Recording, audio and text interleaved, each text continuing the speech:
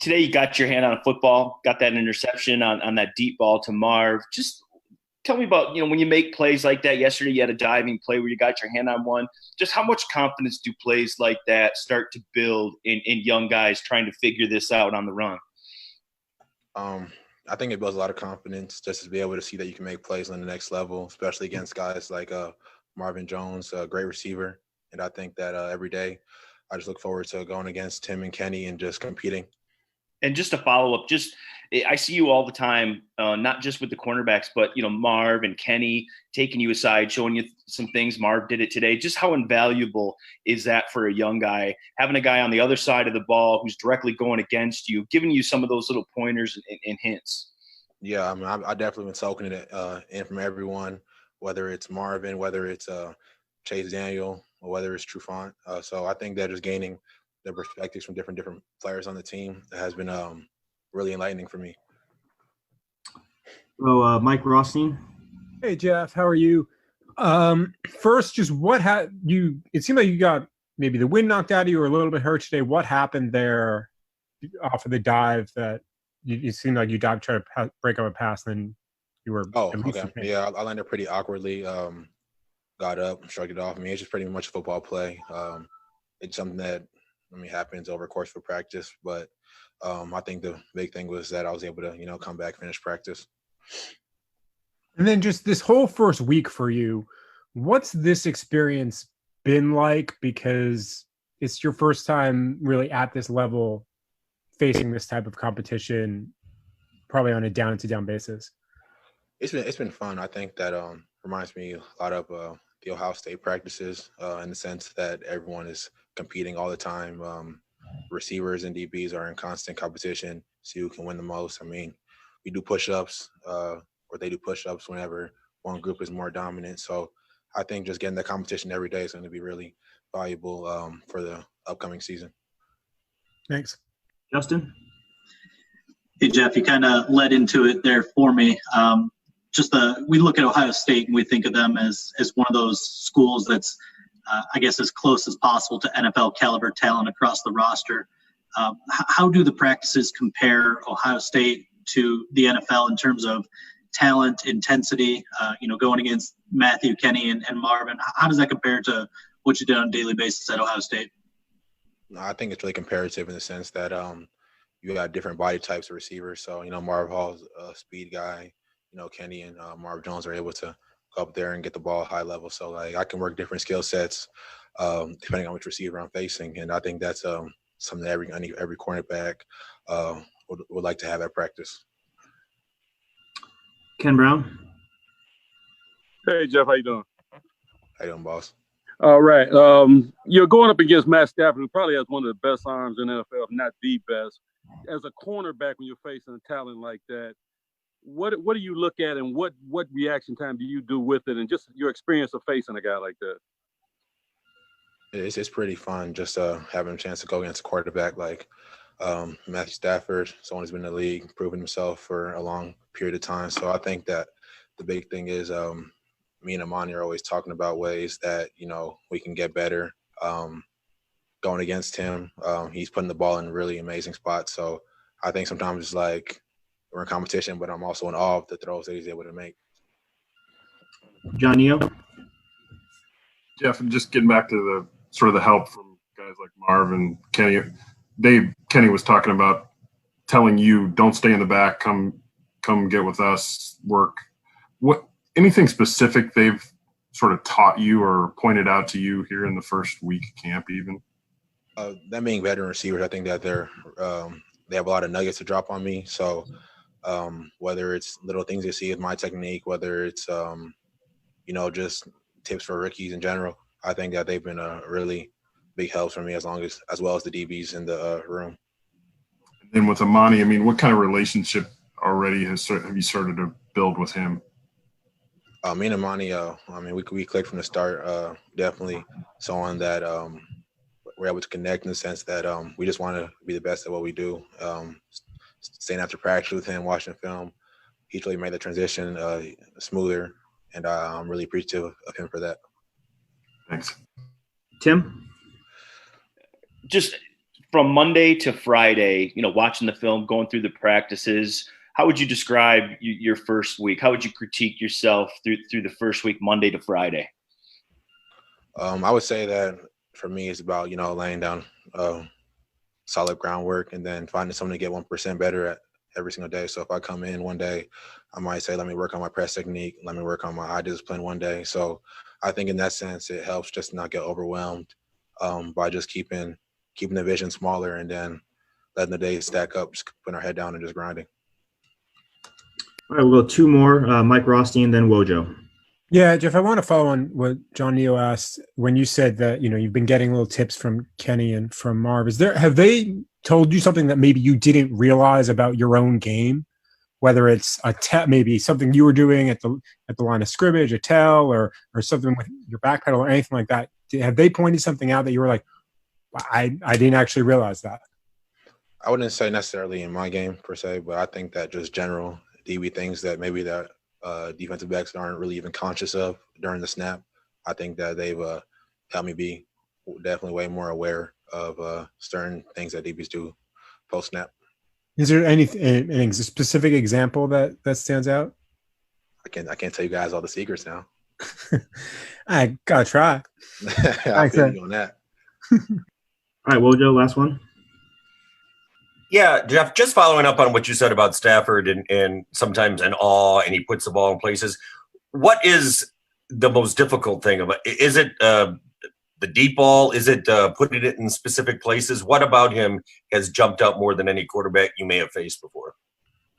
I think he can make any throw. And with him, his throws, he's able to throw the ball kind of based off where your positioning is on the receiver. And I think not a lot of quarterbacks have that ability. So for him to do that just shows why he's so special and considered a great player in the league. All right. Thanks, Jeff. Thanks, everyone. Guys, go ahead and stay on the line. We'll have Matthew up next in about 10 minutes. I don't think we've really asked you about Frank Ragnow in a little while. Just curious what you've seen out of his development the first couple of years, and then I don't know how easy it is to sum up, but the value, the importance of trust between quarterback and center on a given Sunday. Yeah, I mean that dynamic, that communication is huge. The conversations that we have, on the field and off the field, but especially on the field before the snap, is hugely important. And he does a great job and he has to do a great job of relaying, what we're talking about down the line to both sides. Frank's a really talented player physically. He's a really smart guy, understands the game well, has done a great job of, taking ownership of what his responsibilities are and doing a great job of leading those guys.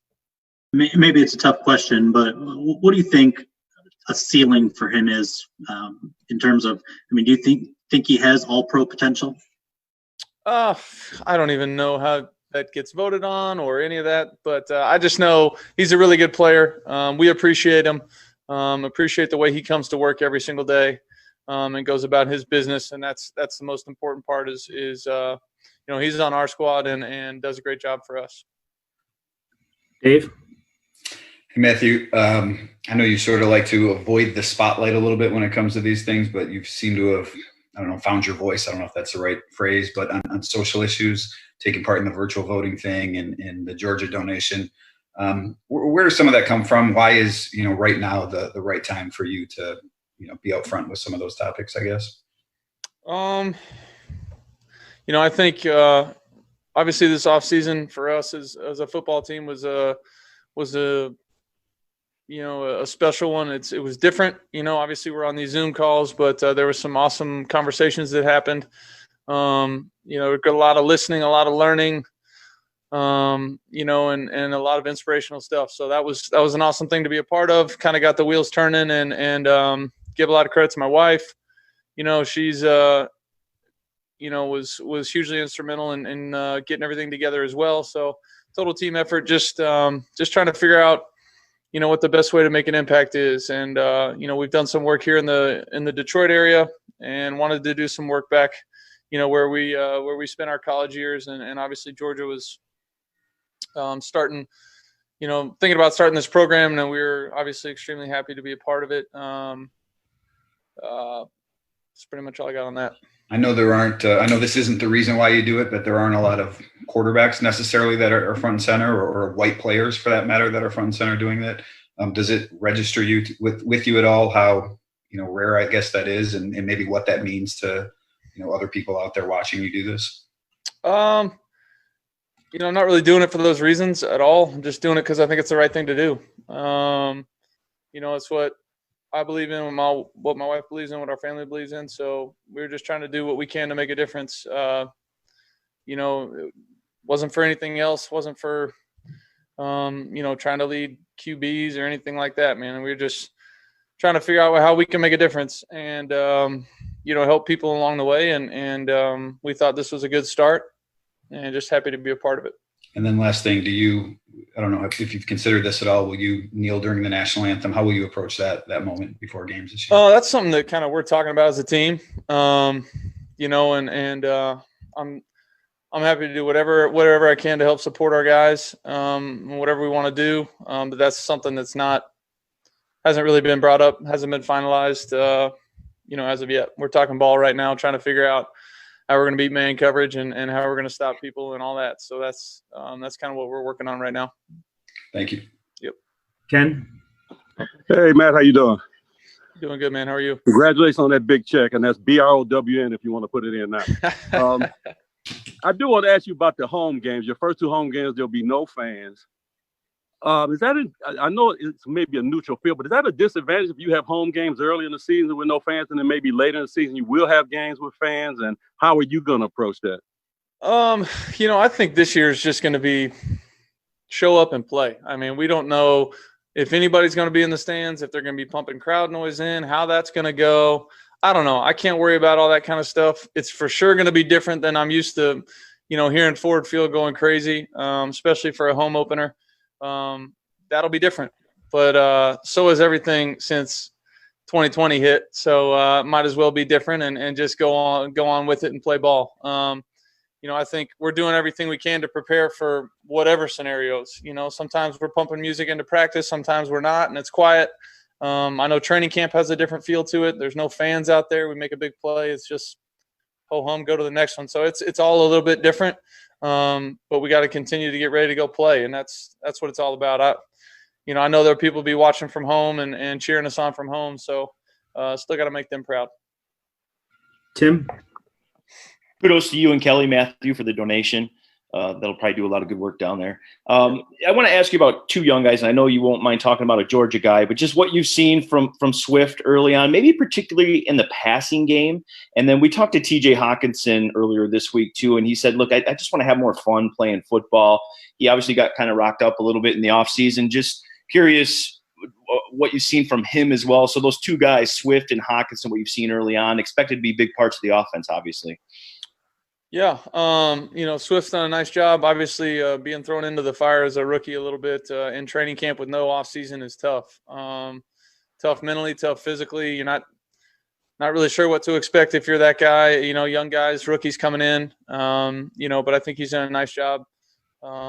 Just trying to adapt and get on the program and go. Obviously, when he has the ball in his hands, probably when he's most comfortable. He's a talented guy running with the football. He does a nice job out of the backfield catching the ball as well. Just looking for him to be the best version of himself he can be. And as far as Hawk goes, no doubt a talented kid. Had a great year to start last year before it was cut short with an injury. Just looking for him to build on what he started doing last year. No doubt it's fun to play football. It's fun to play it when you're winning and you're playing at a high level. So just looking for him to come out and build on what he did last year, continue to play at a high level, get better, and help our team win. Just a real quick follow-up. Bevel said this offseason that he's got to, try to get those tight ends a little bit more involved in the offense than he did last year. Does that fall on you a little bit too? I know you've always been a guy, look, the open guy gets the ball, but do you sometimes have to kind of work to try to do some things to get Hawk and those guys involved a little bit more? Yeah, I mean, I think obviously I'm the guy holding the ball before it goes anywhere. So, if I can find those guys a little bit more, that would help, help them get going a little bit. But there's plenty of guys on this offense to feed. There's a bunch of good players, a bunch of talented guys on the outside. So, I'm just going to continue to try to do my thing to help us move the ball as well as I can and help us score points. But we definitely have playmakers that I can for sure get the ball to. Larry? Matthew, good to see you, kind of. Yeah. Can you humor us and kind of put on your big picture view of this team and what you like? I know you're trying to get to training camp, but give me your big picture view of where this franchise is right now. At the moment, I think we have a really nice mix of, veteran guys and young guys, young talented dudes. So, it's been a lot of fun getting to work in training camp against, some veteran guys, Jamie Collins, Drawn in the back end. True's doing a nice job outside. So fun to work against those guys, compete against them. And then there's a bunch of young talent back there too on defense. And then it's kind of a similar story on the offensive side of the ball. I've had a ton of work with Kenny and Marv and Danny over the years. And now we've got, some guys either new to the team or new to the NFL that are going to try and help us as well too. So it's a good mix. I think we've got a really good locker room, a tight locker room. But it's like you said, at the moment, man, we're just grinding through camp, trying to figure out what our identity is going to be, who we're going to be as a football team, what we're going to be about, and make sure that we are as ready as we possibly can be to play, regular season football games here in a couple of weeks. How much harder is it to get ready for week one when you don't have a preseason game? I don't know. I think obviously I've never done it before, so I'll let you know after week one. But you spend a little bit of time on these preseason games, game planning, and then the season comes around, you start game planning for teams. So I imagine it'll be a pretty similar process, minus the ability to game plan for a week 3 or week 4 preseason opponent. But obviously, I think more so for the guys that are first coming into the league, some of the young guys, some of the rookies, just realizing the speed change, from a practice to a game.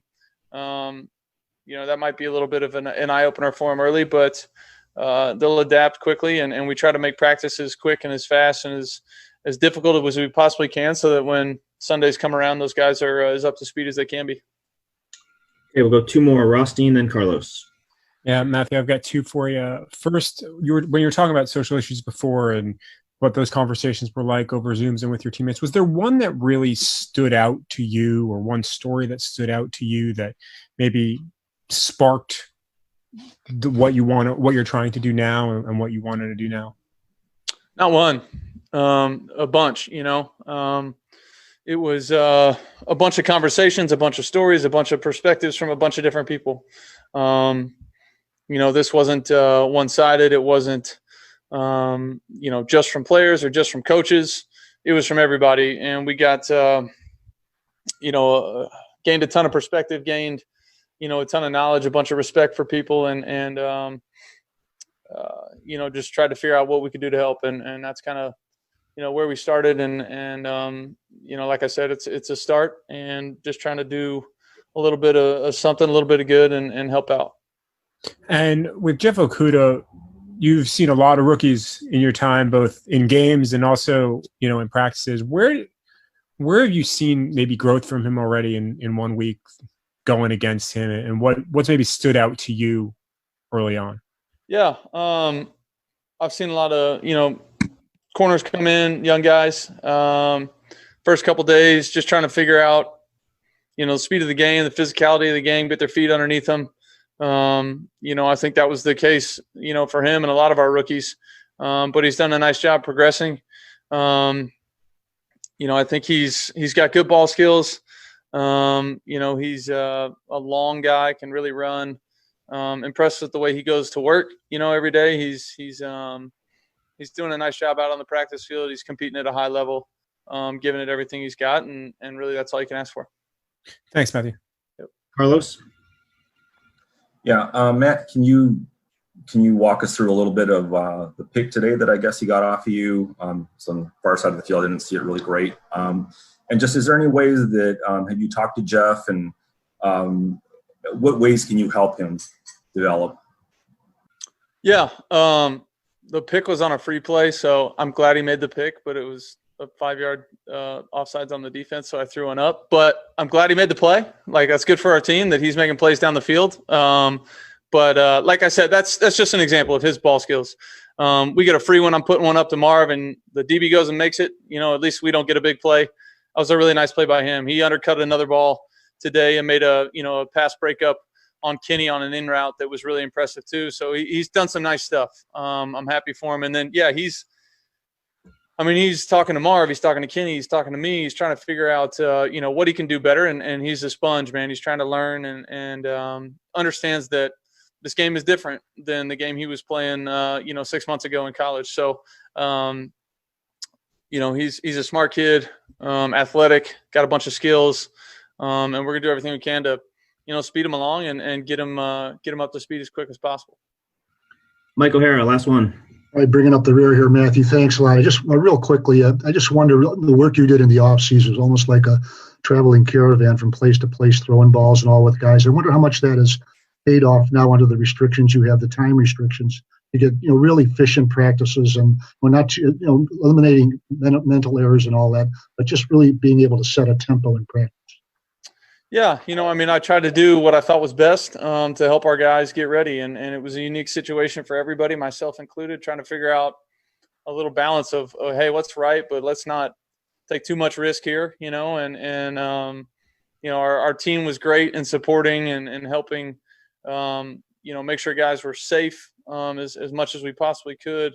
I contacted with guys, all around, seemed like the country, and there were plenty of guys in the places that I was working out at that were available to come throw. So that was awesome. And it's one of those deals where you go out there and you throw a bunch of balls and you get to know each other and try to get on the same page. And then if you go, play bad on offense, it means nothing. We got to go out there and produce on Sundays. And if I threw a ball, June 1st to Kenny that was in stride, and then I go out there on Sunday and throw it way behind him, doesn't help us out. So got to make those things count. Got to continue to make those reps count, and that's what training camp is for, and what we're doing at the moment. But certainly tried to get a jump start any way that I could. And it was rookies and vets alike too, like Deion Swift. Yeah, no question. Some of those young guys, man, just trying to help them, through a tough one. I mean, geez. No spring, a pandemic, can't find a gym to work out. I don't know. Everybody was in a tough situation. I was just trying to lend a hand and help them out, make something available for them so they could get better at what we do. And kudos to those guys for, being there and just saying, sure, let's go to work. So it was a fun time, getting out there and playing a little bit of football in the middle of a tough time. Hey, thanks, Matthew. Yep. Thank you guys. Thanks, guys. Appreciate it. Matthew. Thanks, Matt.